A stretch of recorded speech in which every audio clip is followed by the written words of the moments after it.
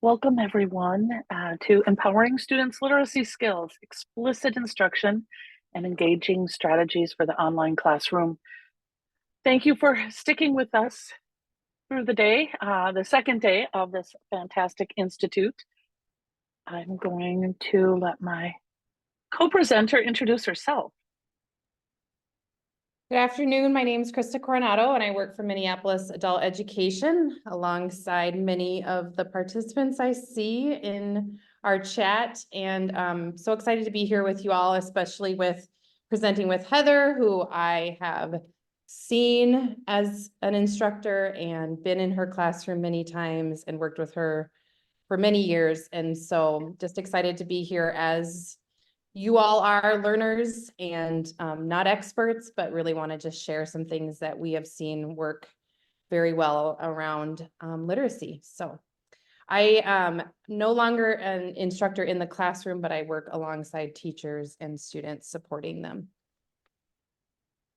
Thanks, Krista. And I'm going to just throw those props back to you, Tetchum, because you are quite amazing yourself. Krista and I both work with Minneapolis Adult Education. And we are fortunate that our program has someone like Krista in her role. She serves our learners by helping with interventions. And one really big intervention is some of these reading routines that we're going to be discussing that came out of STAR and EBRI. I work in our evening online program. I'm the HSC level. I teach primarily advanced ELs as well as native English speakers looking towards getting their high school equivalency. That's what that HSC is for. And I also work in our program helping to coordinate our citizenship grant. And I just want to emphasize that we're not the experts, but we are experts at what works in our classrooms. So we want you to think about that and making sure that it can work in your classrooms. Our objectives today is we hope that you will be able to do these activities or objectives after today's session. One is to identify engaging reading strategies that can be used in an online classroom. Another one is to determine explicit instructional routines to incorporate in an online classroom. And finally, I know a lot of you are like me, we want to have where these resources are. So we'll hope to point you in a direction that you can locate reading resources, including what we'll talk about, the DRA, that can be used for your lesson planning. I'm hoping that is why you all joined us and we can be sharing this information. Krista, do you want to start off our first poll? The one thing that I think Christine mentioned, how the chat's been on fire and heavily used in our online learning environment together this week. And I've seen this played out in many classrooms that I've been in or observed. And so we want to just pose this question for you to tell us in the chat. What is your classroom environment? Are you teaching online only, in person, or I teach high flex hybrid? So maybe a little of both, or each class might be different. So just share with us predominantly what your environment is. So Heather, I'm seeing a lot of 3s and 1s. Like combination online and in person, like different hours, one of each. So I think we're all feeling that transition. Oh, we do have a couple people who are 2s, so they're only teaching in person, which is such a great thing coming off of COVID. All right. Yeah, I think we may never have asked this question before COVID, right? It seems to be something. And while our focus is for online reading instruction, please think of ways that you can adapt this to meet your instructional environment. I remember something that Patsy said years ago is that we are the experts at adaptation. Adult educators do that more than anyone. So think about how you can take these strategies if you're only in person or you have that high flex environment. And I just wanted to point out what we are doing here with this poll is one of our low-tech online polling devices, because we have students who might come with a smartphone and can't get into a Padlet or a Mentimeter because they can't navigate that well. So it is still getting to having that online engagement, but in a low-tech fashion. We've got another poll. Krista, you ready for this one? Yes. So tell us about your instructional level. Are you beginning ESL, intermediate ESL, advanced ESL with HSC, ABE, GED stuff? Again, we're asking you to put that in the chat so we have an idea. Lots of 3s, 1s, and 2s. We're all over the place, Heather, so. That is the beauty and the joy of adult education, right? We're all over the place, but we are specialists at making it work. So again, our aim is to provide examples at different instructional levels, but consider how you could make what we're presenting fit for your instructional level. We have tried different contexts to bring these ideas. So thank you all for sharing on our low-tech poll feature. I'm going to turn this over to Krista, who's going to do a lot of background information on EBRI. All right, so EBRI, evidence-based reading instructions, is a set of promising practices proven to increase reading achievement for a particular student population. What I love, I've been both trained in STAR and EBRI, participated in many study circles and webinars. And what I love about EBRI is that it is for everyone and everybody, as Marn would used to say. And I have seen over and over again, teachers inspired and students engaged because of the promising practices, which we'll get into in a minute. And so we're curious. I think we have another low-tech poll. I like calling it that, Heather, because I felt like I was all over the place in tech today, and I appreciate right now for me this low-tech. So what is EBRI or STAR? How familiar are you with it? If you could put a number in the chat. Just curious.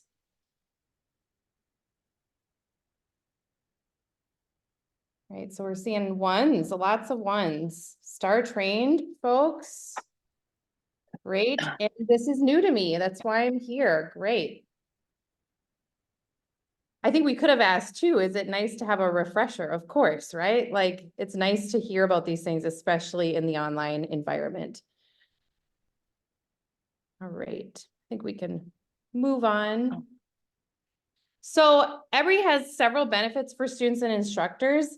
Originally, we got most of our data from a few sources, but one was in the COAB journal in 2012. It was an article written about STAR in Minnesota.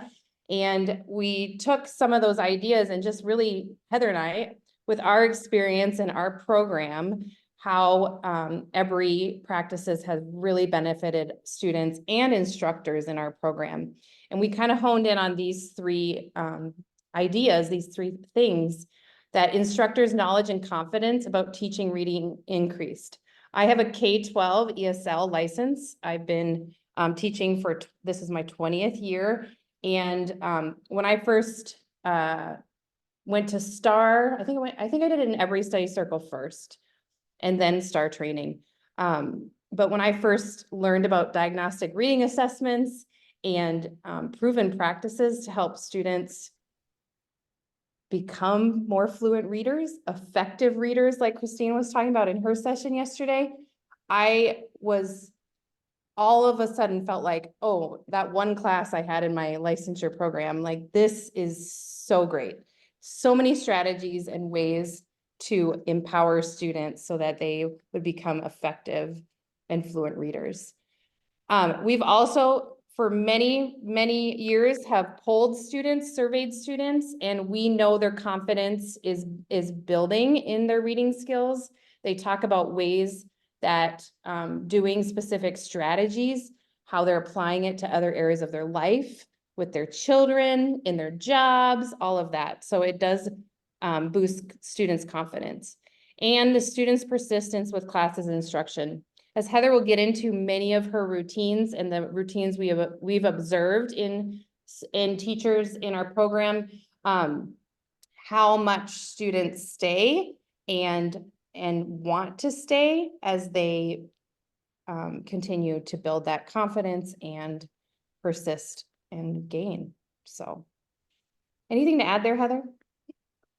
Um, I didn't mean to fast forward that quickly, but I would say that persistence, I believe you and I ran the data in some of the classrooms, and this was back when we called it STAR, but those classes that had STAR trained teachers employing these skills had students who were persisting longer, and we were seeing some more of those measurable skill gains. I will say when I do a lot of this work, those are the like the fluency groups differentiated, those are the nights where we have the largest attendance. It's what students want. No student has said that they didn't enjoy it or it didn't help them. Yeah. All right. So the 4 reading components, when we talk about evidence-based reading instruction, we're thinking and talking about alphabetics, to quickly and correctly read most words in isolation or context on a page. Fluency, to read most text smoothly with ease, efficiency, effective phrasing, and some expression. Vocabulary and comprehension. I'm not going to read all of that through. You guys have it on your screen. But those 4 reading components and strategies and instructional routines are what we're talking about today, but when we're talking about those reading components and EVRE strategies. Some of the key practices recommended for adult ed based on all the work that has been done in Minnesota and around STAR and now EBRI is to conduct a diagnostic reading assessment, either formally or informally, and use the results to plan reading instruction. Provide direct and explicit instruction in the reading components of need. That's what we're specifically talking about today. And by doing that, we believe you're maximizing student or learner engagement as you're providing reading instruction. And we want to note that all of this builds on each other and we're doing it all the time. It's not like we have a separate group necessarily for phonics or alphabetics, or, you know, we have a group of students working on vocabulary, but all of this is built into our learning, and as we're instructing, it's not separated out. And organize reading routines based on needs, yes, and monitor their effectiveness. But like we said, we are doing large group, but differentiating by levels, and Heather will get into that a little bit. All right, so just curious, we're not going to be directly talking about the DRA, but I do DRAs constantly for our program, and I think it's one of the most helpful data points. It's not just the Tabor or CASAS score that gives us an idea of where students are struggling and how we can help them become more effective readers. And the teachers that I do the DRAs for use those scores to really inform their instruction. And as I tell students when I give them the DRA, your teacher's going to know you as an individual reader, not just how you've answered A, B, or C on the TABE or even on the GED practice test, but they're going to know you and your strengths and ways that they can help you become more effective. So we're curious if you would think about you need future professional development on the DRA, or you're good with how you're informally using things. We're going to point to some resources here in a minute too, but just curious for the sake of not on Latte anymore, but Christina's here and I believe Sarah is still on Latte, and just to inform maybe some future PD. Got some ones here. We've got some ones. And again, I'm going to say I'm unfortunate. Well, first of all, that Krista's a friend and a colleague, but she helps to do these DRAs, the diagnostic reading assessment. She does them online. And that information she shares then with me so that I can help plan different groups, but also know the needs of my learners. Now, some of you all might want to note that in the new eBree Spring course pilot that I think will be on Canvas, there will be training on the DRA. So you might want to be joining that. And I don't know if Christine wants to share information about that, but it might be helpful. I know students, after they've done that diagnostic reading assessment with Krista, they always want to know, how did I do? And I tell them, you did just fine because you're reading. But what's more important is now we know what you need to focus on, whether it's on comprehension or fluency or a little bit of both, which is what I usually find in the classes. So it really helps to know specifically what the students' needs are. And back when I was first start trained with this, and I did some of the first diagnostic reading assessments with the support of a volunteer, we had a native English speaker actually cry. She said, no one has ever asked me to read before. And the volunteer was just floored, like, no one's listened to you read. And she said, no. And I think about our other adult learners. We put the power in reading, so we need to hear our students read. And Krista, I think you would agree with that. It's really one of the best parts of my job, honestly, is having those conversations. And I do believe it's the first step to help students feel empowered. Like this is about their reading goal and their reading needs.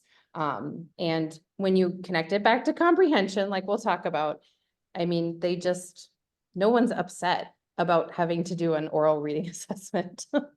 So I highly recommend getting some training and trying to incorporate those as you can.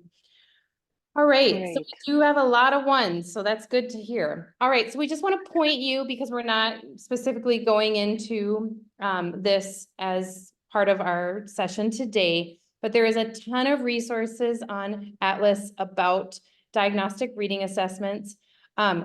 I'm pointing to the Bader, which is available in online slides. It's what I do most of my days. But if you have beginning level ESL, which I believe a lot of you do, just from our poll, the Sylvia Green's informal word analysis inventory is available on Atlas's website also.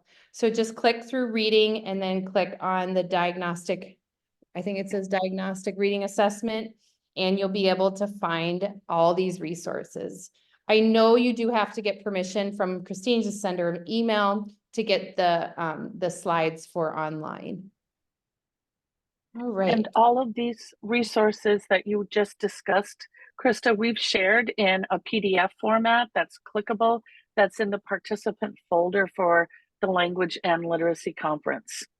Yes, and a lot of times for Sylvia Green, like it says, it describes as informal, so it's really easy to do as a class that you could just do, as like spelling or any of those, but I highly recommend that for those beginning level ESL students or teachers. So great. Thanks for that good background knowledge of what EBRI is, or eBree, depending on the pronunciation. And we're going to show some of the components that we explicitly teach in our classroom and how we have done it in an online environment. First, we'll focus on fluency. Do you want to read our awesome quote that we found? I think you found it, right? Yeah, I think this is from Rob at Literacy Minnesota. He's a very good presenter on fluency strategies for volunteers and instructors. So I loved this quote. Reading fluency forms a bridge from decoding to comprehension. One thing we constantly tell students is when you're focused on reading out loud and focused on not just individual words, but you're getting all the words off the page accurately with proper phrasing, paying attention to punctuation. The goal is still decoding. The goal still is comprehension. We want students to know, like, we want you to be an effective reader. We want you to comprehend everything you read. And so I just loved that this quote put it all together. So we're going to jump into fluency. And this is why we do fluency. And you might agree that fluency helps, especially with our ELs, or maybe you call it ESL or ELL or ESOL in your program, but it helps with their pronunciation because they're saying those words out loud over and over again. But we also know that with our native English speakers, it is helping their confidence, especially in an academic environment where they are going to be reading out loud. And we do know that fluent readers do not have to concentrate on reading the words. They are focused on the meaning, which improves their comprehension. So this is why we do all of these strategies in the classroom. And we can talk a little bit more about how we do it.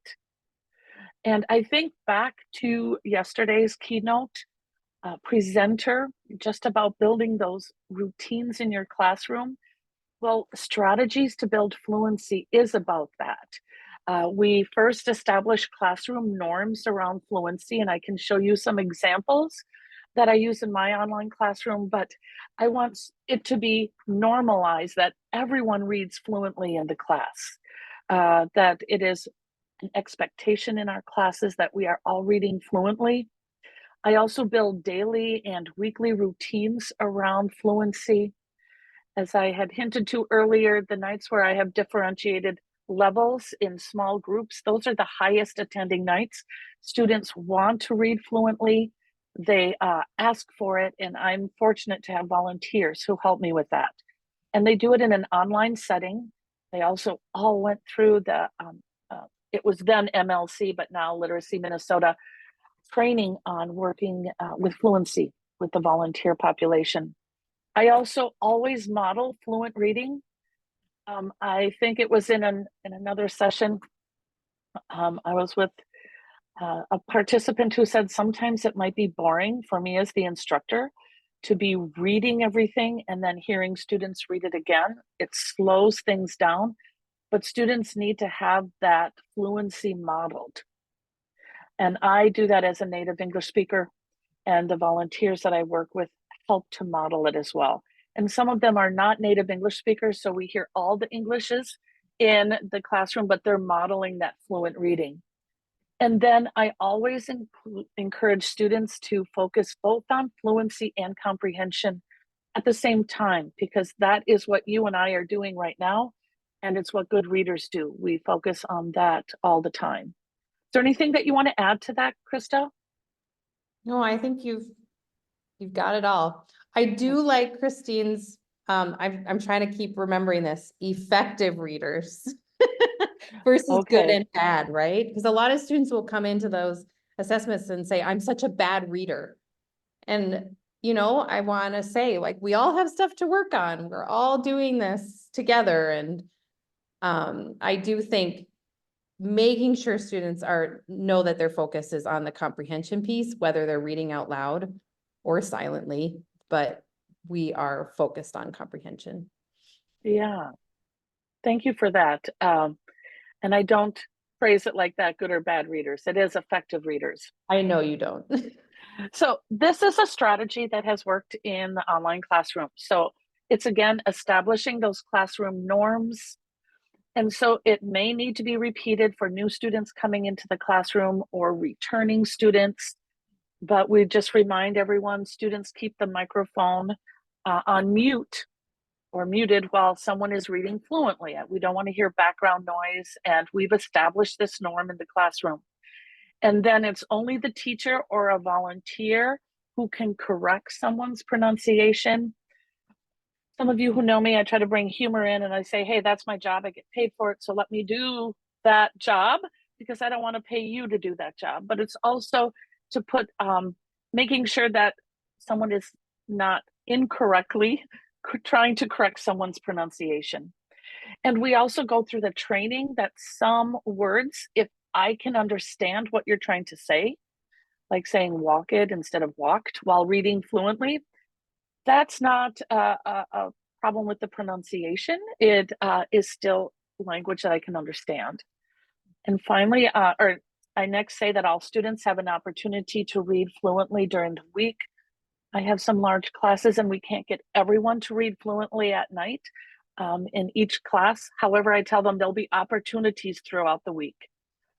And this last bullet point actually came from a student. So I say, when you can, read along with the teacher with your microphone on mute so that you are reading along fluently while I am modeling the reading. This works really well in an online environment, not so well in an in-person because you hear everyone reading, but it's helping students hear that modeled fluency. So this is an example of some of the norms that we have established in our online classroom.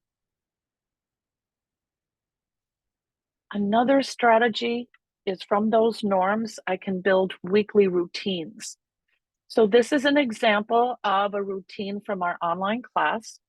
I just want you to note, please, right here, that the pacing in the online class is slower, and you all might agree with me. And students report that they understand the passages better because they're reading it a few times. So we do this for every core content reading where I model each and every paragraph, and I'll have another student read it fluently. So I put up here, the teacher will read a paragraph fluently and then ask a student to unmute and reread the paragraph as time allows. Everyone will have a chance to read. If you do not read tonight, you'll most likely read tomorrow. And then please let us know if your microphone is not working or if you're not able to unmute. I learned this during the pandemic, is that there's a lot of background noise at home. So sometimes students will tell me it's too noisy to unmute. And then I always have this routine built in that I turn on the whiteboard within our learning management system so students can underline words that might be new vocabulary or ideas, or maybe they just want me to say that word again for pronunciation, and we talk about the number of syllables. I'm thinking some of you might have this sort of online reading routine, but this image comes from my slide deck that I put up every night. So it's just a reminder that we all read fluently.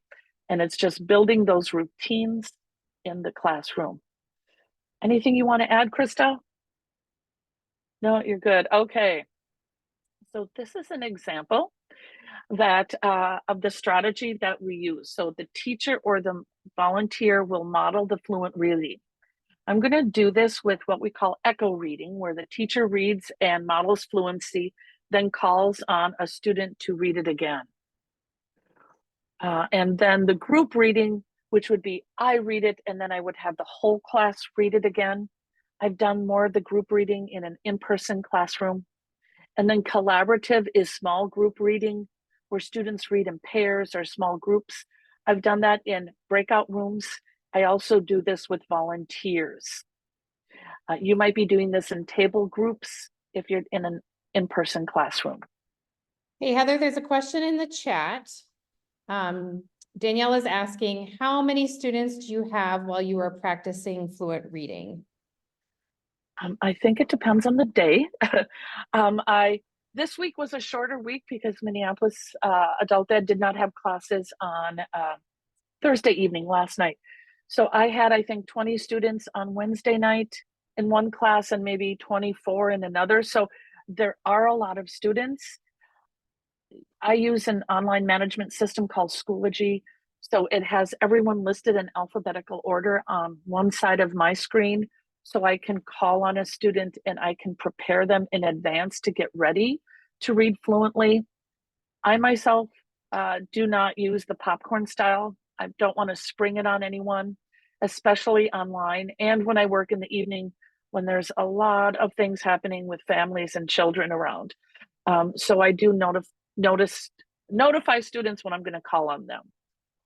And I'm just going to model with this first paragraph. This comes from Reading Skills for Today's Adults. Many of us use this beautiful program offered out of Southwest ABE. And this would be what they call a level 4 passage, which would be about our intermediate ESL population. So I am going to do what I do in class, and Krista's going to be my student. So I'm going to read the first paragraph fluently, and I'm going to have Krista unmute and read it again. Listen along, friends. Learn by doing. Bess is a clerk in an office. She is learning how to use the shredder. Gail, Bess's boss, shows her how to use it. Krista, could you read that paragraph again? Yes, teacher. Learn by doing. Bess is a clerk in an office. She is learning how to use the shredder. Gail, Bess's boss, shows her how to use it. That's great fluency, Krista. I noticed you stopped at every period and you paused at the commas. Fantastic work. Then I would, if this was a class, I would open it up and allow students to annotate on the screen if they had questions about vocabulary. I suspect there might be a question about shredder. All right, and I'm also thinking students might have questions about all those S's in Bess's and that apostrophe. So it would lead to a discussion. We're modeling fluency, but we could be talking about grammar points, punctuation, vocabulary, and it's all within that online classroom. So I think to speak to Daniel's question too, Heather, when you use volunteers certain nights of the week, where the goal of that 40 minutes is reading fluently in a collaborative small group with readings aligned to the unit or the benchmark, and those volunteers lead, the same kind of echo reading and then focusing on some comprehension questions. So that's when those students are leveled by the DRA assessment. Yes, that's a really good point. And then the readings that we use are also then leveled based on their Lexile level. Yes. So it works really well. So in those smaller groups, I mean, my goal would be to have 4 students in a group. I have a large class. I have 4 volunteers, so some groups have 8. But students report that they are able to participate, and some prefer that smaller group because they can ask many more questions of the volunteer. All right, so that would be that strategy. I'm modeling that fluency. If, say, Krista maybe said shrade or something, or had a problem with that word shredder, I might pause and ask her to say it again and to help. But again, it's the teacher. It's the norm in our classroom that only the teacher can do that. Another strategy that we use in that online classroom is that, again, we're focusing on fluency and comprehension all at the same time, because that's what we do as effective readers. This passage comes from ReadWorks, and I think some of you may have used this. All right. This is a grade 2, so ReadWorks is listed by K-12 grading levels, and so this is grade 2. Some of my students might not be at this level, but some of your students would be at. So we would read the passage fluently. I chose this because I think it's great that you could also play this online if you were to share your screen with ReadWorks using that. And there is a tab that you can click. You could play it so that students are hearing another voice modeling the fluency, but also students could be asked to go and click there and they could hear it being read. So after we read this fluently and there's the number of paragraphs, I could ask students comprehension questions. What is the passage mostly about? Now that's the language I use because I've got that advanced level. You could say, what's the main idea? You could say, what's the topic? And I ask students to share in their answers in the chat. I could also use this comprehension question according to the passage. What is the largest content? So I'm using those text dependent questions, and I could turn it on and they could highlight or share in the chat. I mean, there's different levels of comprehension questions that we could be aiming the students towards. I see some questions in the chat. Okay. Yeah, Heather, How do you have this? Yeah, I'm answering, but you can speak. Okay. Yeah, for the annotation online, we use Schoology, which can be, it's a little bit different than using Google Docs. Google Docs might be used for people who are doing writing, but within Schoology, I just click a button and it turns on the whiteboard. And I have students practice underlining, or maybe they circle. It depends on the level of digital technology that students have, but I have some students who join on a cell phone and they're able to annotate it on a cell phone while joining Schoology conferences. So it works really well. Students like that. And there's a number of little tools that they can use that supports this, and they're really engaged. It's also my way to see what words and vocabulary are tripping up students, and I can note that for the future. So I'm doing my formative assessments along the way. So this would be maybe within a content area that's intermediate ESL, but I can also encourage fluency and comprehension if I'm working in a career pathways or maybe an IET class. So again, I'm going to be having the students read the passage fluently, working on comprehension in the online environment. This comes from kind of an offshoot of reading skills for today's adults. This is reading skills for healthcare workers. So I know Christine had a part in this, but it's for folks who perhaps are going into healthcare, and they can be reading about different, what do I want to say, content within a different context. So again, with this, just like reading skills for today's adults, students get to hear this being modeled fluently. So you could have them go off at different levels in breakout rooms and hear it themselves, or you could be modeling it for them and having them repeat it. But then after reading things fluently, we just don't stop there. We're going to go back and look at comprehension. So again, what is the passage mostly about? I try to use the questions, the way that they're phrased in TABE or on GED, so that students are familiar with that. You might say, what's the topic, depending again at your level. This would be more for advanced ESL or ASE low. And then again, I want those text-dependent questions. I'm getting at that CCRS level. I want, according to the passage, what is one way to support a client's request for modesty? So with Schoology, I could open up that whiteboard and students could determine the evidence. It's a skill they need for college. It's a skill they need for GED or high set.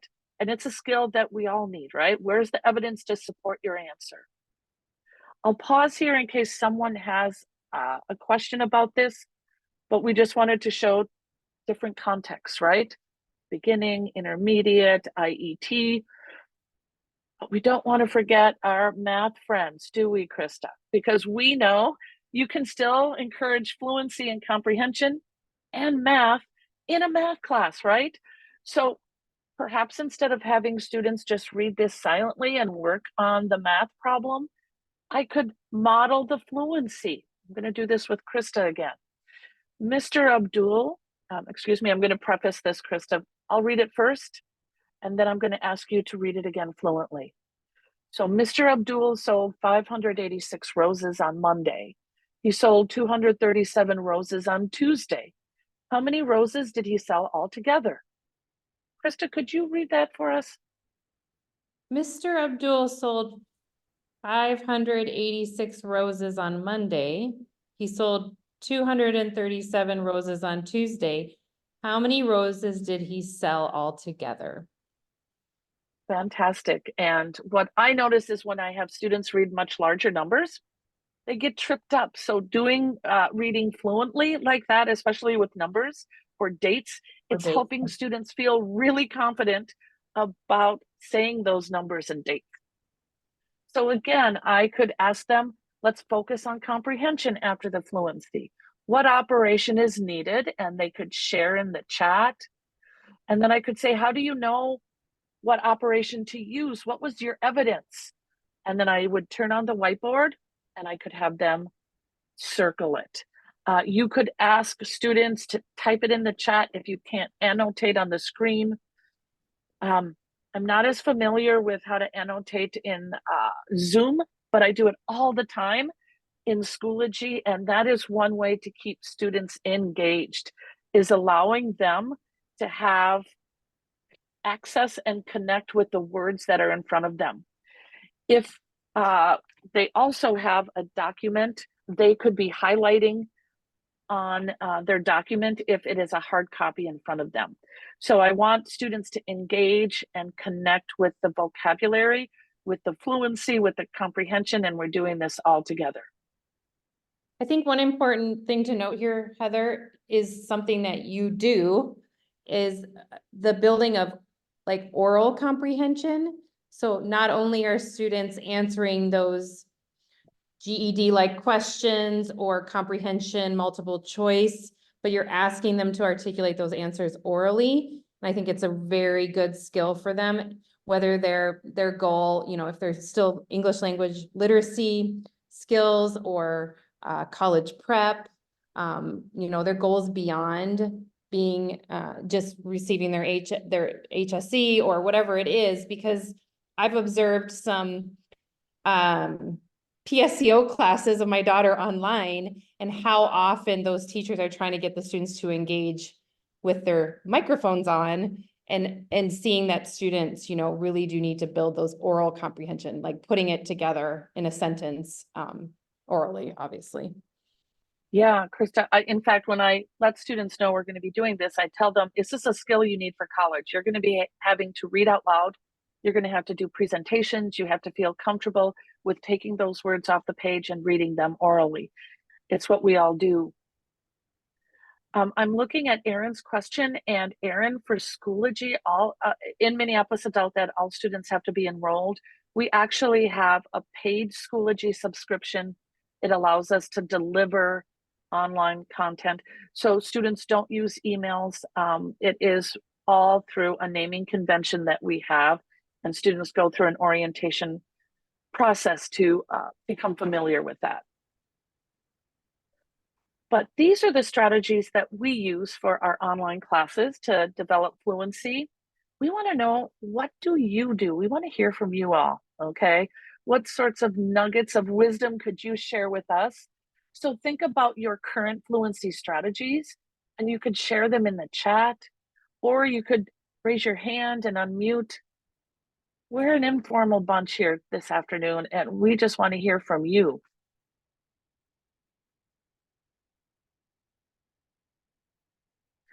Ooh, Bridget says shadow reading. I'm wondering if she could explain a little bit more about shadow reading. Would that be echo?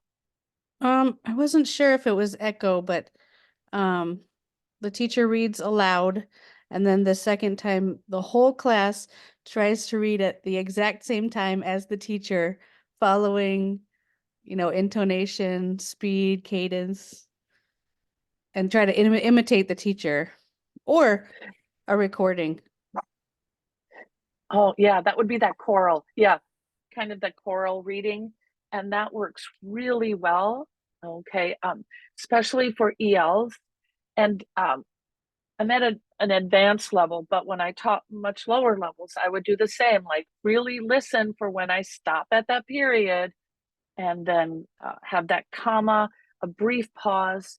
I have to raise my voice when it's a question, right? And so all of that is helping to model fluency, but also pronunciation. So I like shadow reading. Yeah. Anyone else want to share some of their fluent? I think Robert has partner reading at a native speaker modeling. Yeah, that works really well. Robert, in an in-person class, you could then maybe in an online environment go into breakout rooms. But yeah, I used to do that all the time. So And she has a similar, yep. When they go I- into breakout rooms. Yeah, go ahead. I teach a in-person class, and it's at the moment, 7 students typically, and they all want to have a turn once we do the reading. So I just wanted to pass that on. They don't want to stop until everybody has had a turn. Ruth, you bring up such a great question, and thank you for reminding that students they want to do this. It's rare that there's someone who doesn't, and I believe Krista, you can maybe back me up with this, but then when they go and do the DRA with you, it's because they are themselves struggling readers. And they just have, no one has supported them into knowing exactly what they need to become a better reader, an effective reader. And that DRA helps them. And I'm thinking of the person that you just did that DRA with 2 weeks ago. Yeah, it has changed because she now knows what she needs to focus on. And it was like a light bulb went off, and now she wants to read. I have students private messaging me in Schoology with frowny faces if they don't get to read. They're like, oh, I really wanted to. It is really engaging. And I do think that's where those breakout rooms or small groups or partner readings, if you can do that, I think Angie spoke to that. Also, that you can allow students to still read, you know, like it's best practice, right? Like they have a fluent model, but anytime they can get in there, and if their group norm is like, we'll be able to help you or correct each other, then that works just as well, because they really do want that opportunity, most students. Yeah, All I'm about looking at building what that Amy confidence. posted. Yeah, Amy, that's great. You have the audio clip with the text. They Yep. can practice it. That is wonderful. Like in Or your did small groups or like in breakout rooms, Amy? No, this is more like we do it for training for independent lessons that are assigned as homework. So it's kind of when you're trying to get the fluency to be more independent. So they can do it as a homework, or in the training part, then we would do it in the class so they can access it's basically in Schoology too. So they can access that lesson, they can play the audio clip. I can show them how to slow it down because it's a Google link. And so they can go down to like 0.75 speed, slow it down, practice. When they're ready, if I have time to be grading their recordings, then I would have them submit a recording. Otherwise, it would be more of like a formative assessment where they can read it back to me. so much great work. I'm looking at what our former colleague, Julie Rasmussen, yeah, just doing around chunking. When I taught lower levels, it would be chunking. How do, I called it the song of North American English. How do we put the words together? Usually 2 or 3. And so that chunking, yeah, so that students can hear it and model it. Ralu, thank you. Model reading words in groups. All of these are great strategies. And I really want to echo what Christine is saying. There's a lot of wonderful fluency activities happening around adult education in Minnesota. And I just say, keep it up, right? Yes. And keep it up in the online classroom. Yes. It's too easy to just, yeah, it's too easy for me to just fall back and like, oh, I'm just going to read everything online. But no, students want to read it themselves for fluency. So we have these fluency resources linked for you. Some people might use Newsela or Newsela. We have this nonfiction reading practice from Evan Moore. We bought ebooks so that we could make copies and have students read it. And then there are 3 different reading levels, and they're in the content areas. So it's scaffolding students up towards HSC level topics of science, social studies, ELA. Also 6-way paragraphs, again, in those content areas, and they're scaffolded readings. We pointed to reading skills for today's adults and ReadWorks. And I forget what this was, but it's linked in our resource. All right. Move us. Vocabulary. Yeah, we're going to go on to vocabulary. So, Krista, what is vocabulary? It's when we can recognize words quickly and know their meanings and usage. All right. So this is one thing that years and years ago, our program took out of the DRA, because we have thousands of records, thousands of students tested in the DRA, and we noticed that almost all students need vocabulary. Wow, yes. So we actually stopped explicitly like giving this as part of our DRA time, and it also takes some time out of that. but we obviously know vocabulary is a huge part of reading, and especially about comprehension. So go ahead, Heather. Yeah, and I really like this. Most vocabulary is learned indirectly. That would be like the tier 1. And then that academic has to be taught explicitly. So this is how we do it. I go back to routine, routine, routine. Build weekly routines that focus on academic vocabulary instruction. Use vocabulary that comes directly from the reading passages, and then provide the direct or explicit vocabulary instruction. So this is what we get in our online classroom. I'm showing you something that comes at an advanced ESL level or that ASC level. This is something our students in the social studies classes in Minneapolis focused on. We had to read about the US Constitution. So I'm not sure if this is large enough for you, but which word or words could students benefit from with explicit instruction? And could you share in the chat what words you might think students should benefit from? Is it big enough for you all to see? So foundation, purpose,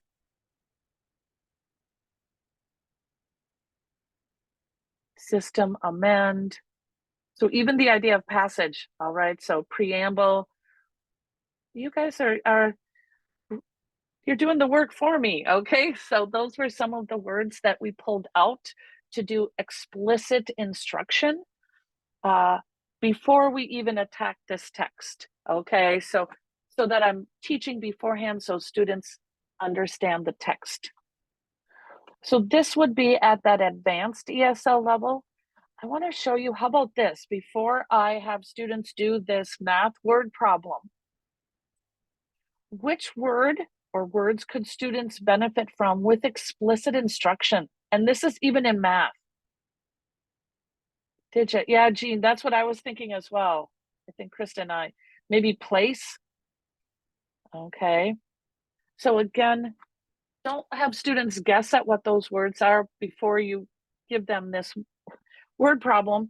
We need to teach them so that they feel confident before reading it. So ones, digit, and value. This comes from a high beginning ESL. This comes from Ventures, book 1. So it's about a registration form. So what word or words could students benefit from with explicit instruction on this?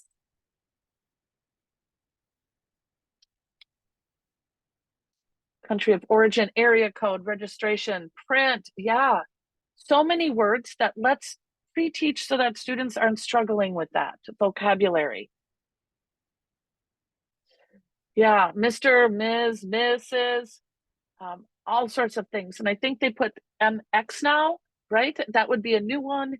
I just think about, yeah, all the things. So you can see how explicitly instructing students with vocabulary can help them. What I'm going to show you is what I use for my advanced ESL. I am building these weekly routines around vocabulary. So this is my online example. I give them this slide every week, friends, so that they understand why we're focused on this. Students in our class, they understand they need to sound out multiple syllable words, focus on fluency, vocab comprehension, as it leads them to success. And we explain why we focus on tier 2. This is my slide deck. So I am explicitly instructing the vocabulary. I have them, Kelly, good question. I have 2 different slides. I give a lot of space. I'm making it smaller for us because I figured out we probably are not joining with a cell phone. So I am going to not ask students what the word amend means. I am going to focus on fluency. So I tell them, hey, I'm going to say the word myself. I want you to repeat at home. Amend, amend, amend. And then I ask them, how many syllables do you hear? So friends, could you help make it rain syllables? How many? Amend. Let's try that again, Jacqueline. Amend. Yeah, amend. And I say that I just want to know how many syllables. I'm telling you, in an online classroom, this is one of the more engaging activities. Students feel confident with syllables. And then I would even ask them, where do I break it up? I show them amend, it helps with pronunciation. And then I am going to use something from our literacy coordinator, Christine. This is something called the knowledge rating chart.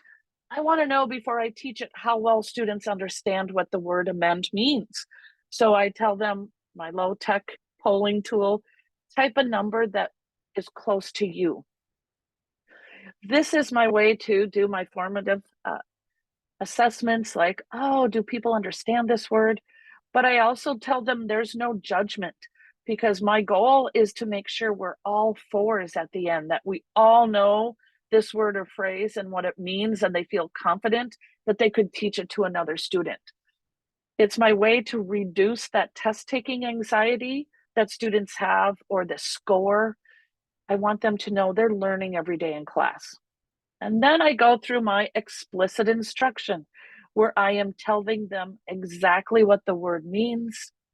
I provide them a graphic organizer to be taking notes. So I am the one giving them this information. It's our explicit vocabulary routine. I also then have students write synonyms and antonyms. I give them contexts on how I use the word in context. And finally, I am providing students scaffolded opportunities to use that targeted language and vocabulary in context. So I provide a sentence frame, or I have them type directly into the chat. I also, for those who are not able to type in the chat or are not up to that level of producing the written language, I allow them to put their knowledge rating again in the chat, so that I'm able to engage all students with this. Kelly, you have a great question. I do this pre-teaching before a reading. So it usually, I look at routines, friends. Monday we do vocabulary. Wednesday we do vocabulary review, because they're seeing the words in context, and in the readings on Tuesday and Wednesday and Thursday. I asked them, Ralu, to come up with what they want to do for the sentence frame. For those students who are not able to write it, I allow them to unmute and say it, and then I can type it for them. So I'm trying to give students many opportunities to use that vocabulary, that targeted vocabulary. The vocabulary, yeah? You go ahead. So there was some questions too about, like, I think Kelly's asking like number of words. And Yeah. also I think Heather, are they from the readings? And so I think it's really specific in your context that they're from the content for the week. Yes, they're from the content for the week. I will say I used to do like 5 words, and now I do 3 words a week. I teach online, and with a lot of parents in the evening. I know when they put the kids down, they have to step away. So if I do any more, it can be a little overwhelming. I also provide graphic organizers so students can write the antonyms, the synonyms, the meaning. I want them to own this word. I tell them they own this word. The graphic organizers, Amy, I'd be happy to share with you. I didn't get an example here, but we can have you all share with us your vocabulary strategies. But my graphic organizer looks similar to this right here, what Susan Finn Miller has so elaborately and fantastically shared with the world, that we can download this and use that. I do, yes, Heather. About timing. Yep, I do all of that in one day, Heather. I have advanced ESL learners. However, we review it over and over. There's a vocabulary review where we use a poll feature, and I'm asking students to look at the word while they're reading in context. So I'd like to hear from you all what you're doing with vocabulary. And I'm also going to say that we have these great resources for vocabulary. Some you can find on the Atlas website, like the vocabulary workouts. Right here, this gap fill. Also, ReadWorks has some vocabulary activities built in that maybe you do not have to go and look for that vocabulary that you want to focus on. It's there. Also, words to learn by. There's, I think, 3 or 4 different levels of that textbook from McGraw-Hill where you can be focusing on that. Oh, Ralu, that's very similar. Yep. That you are learning the meaning and then have them focus on writing a sentence. I tell students that's the hardest thing to do, but that's when you own that word, when you can use it and either use it orally, that they want to say the word or write it. So friends, because of time, I want to end us. We're going to go to comprehension. All right. And Krista, can you remind us what is comprehension? To make meaning from a variety of texts, text structures, and text lengths. And like we've stated over and over again, we always emphasize that the goal is to comprehend, to be an effective reader. And all the things we're doing throughout the week are to that goal. So students don't think anything is a waste of time or not meeting their ultimate goal of understanding the HSE tests or college level material or moving to the next ELL level, any of those things that we want them to know that comprehension is it. Thank you. So again, we're going to see how we build strategies. I'll just say it: routine, routine, routine. That's pretty much what we do. So routines that we are using in an online classroom is providing graphic organizers, or what we call GO, to answer questions, summarize, find key details. There is pre-teaching involved in all of these graphic organizers that we're going to show you, but they do work well for students in an online classroom. We also have students determine main ideas as well as supporting evidence while they're reading. So you can guess that I've been working on the Constitution, right? So within that, we've got the Bill of Rights. So the students can either copy this graphic organizer, or if they have one, I can provide it to them. If they have a packet like this, I could provide it. Either way, it's just helping students connect with the words. And I tell them explicitly every time I'm asking them to use a graphic organizer that taking notes is a comprehension strategy to help you stay focused on the text, organize your thoughts and ideas while reading, and to have you engage more with the text. So I have them, and in this case, I'm asking them to not copy what each amendment is, but I want them to say what it means to me. So it's a strategy for them to summarize what that amendment is, and it's connecting it and making it more meaningful to them. But we wanted to show graphic organizers that could be found in lower levels. So this comes from one of our beginning ESL classes in Minneapolis Adult Ed's classroom. So it is a graphic organizer, and students are watching a video and they're looking for words with the CH sound and the differentiation between ch, sh, and k.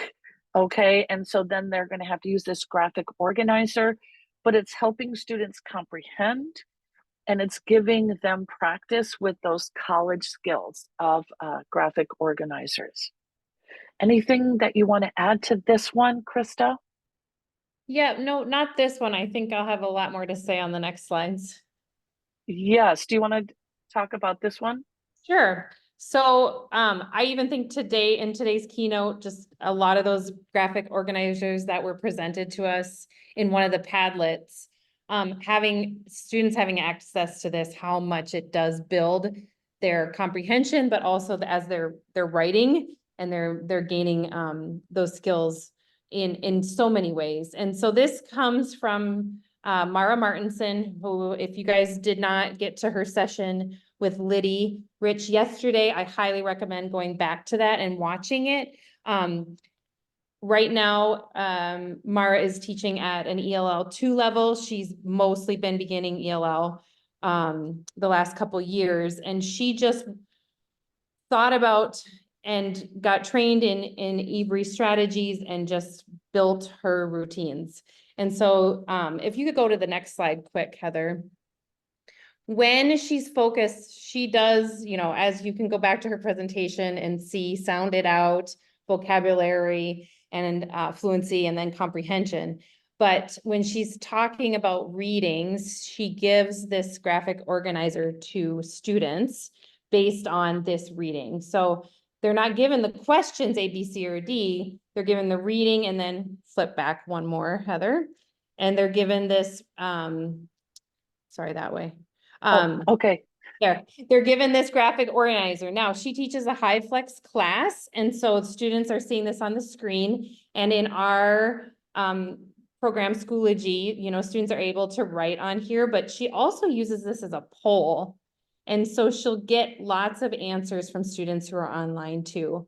The students in class have it on paper, but she's asking students to fill out this graphic organizer, and she's even giving clues to, you know, what these words mean. You know, who is going to be a person, people, place, or where is going to be a place, what could be a thing, an information, or action. And so she uses this at first to build those comprehension around it, and then even allows and students to see that this graphic organizer is helping them obviously comprehend the text, and then she'll move into the multiple choice, which is on the next slides. And all the routines she's done and incorporated, again, she knows students need to hear that their goal is comprehension, but they're doing those routines throughout the week for every unit, for every reading, as she's building those sounded out vocabulary and fluency skills with the focus of obviously comprehension. Same text for the whole, you know, week sessions, and moves into this final step here. Yeah, that scaffolded instruction at that lower level, but we need it at every level. Yes. And Erin has a good question about the information category. It could be maybe a gerund or maybe other information, maybe her address. You're gonna make me backtrack in my brain. I was hit so much with such good things yesterday. Yeah, I'm not remembering anyone. I think Christine, yes, I believe so. I believe that's your right information category. And so those graphic organizers are wonderful tools that will help students with their comprehension, but also there are other tools that we use. You could ask students to summarize orally, or in this case, I'm having students underline the evidence from the passage.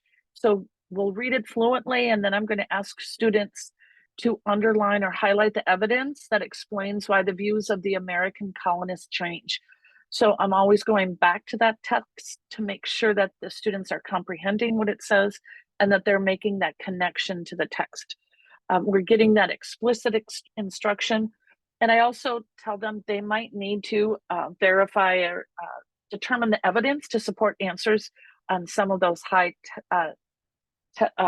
stake tests that they're going to be high stake tests that they'll be asked to take, like the HiSET or GED. So I'm looking at the time. I'll move us along, and I want to hear from you all. What are some comprehension strategies that you do? We showed you our graphic organizers, asking students to go back to the text to find answers.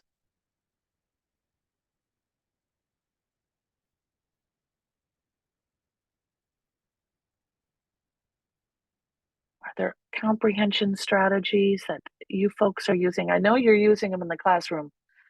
We can't be the only teachers focused on comprehension. So great, Ruth, you're getting fluency and comprehension. I know sometimes when I have a paragraph that has a lot of content, I will tell students, like, there's so much going on in this paragraph. We need to stop. And I ask them, what's happening? Similar to what Jacqueline's saying, the think, pair, share. Like, think about the main idea. I also think one important thing that I feel like was brought up quite a bit in Christine's session yesterday, if you didn't get to that one, I highly recommend going back, was just even like an effective reader, as effective readers as the instructors, us modeling like what questions we're asking ourselves as we read, you know, and even taking a moment and saying like, well, this is what when the author uses that word, this is what I think about. So that we're constantly modeling, like that we're all doing comprehension at the, you know, like, and what that looks like in our brains as fluent readers. Pretty well. There we go. And I love the highlighting. Oops. Yes. Highlighting, I see topic sentences, details, there's all of that really goes into play. These were some of the resources that we wanted to share with you all. Some come from Atlas, so we say stop at Atlas. There is something that you can do online. It's a graphic organizer maker, so that you could be doing graphic organizers online. Again, comprehension questions. There's always that coming from Reading Skills for Today's Adults, News ELA, the nonfiction from Evan Moore, and 6-Way Paragraphs. You could use almost any resource for comprehension, and we usually want it to be at or just below a student's reading level, because then you can focus on fluency and comprehension at the same time. If it's way above their reading level, they might be struggling on that comprehension or on the fluency. And with that, I think we want to say thank you, friends. CEUs will be provided for you after you fill out the conference evaluation. Yeah, summarizing texts is great. Thank you for sharing that. I saw someone put in there about root words and such and context clues. I also tell students, if they're circling vocabulary and the definition is in the passage, I don't tell them what it means. I ask, let's look for those context clues. So thank you, friends.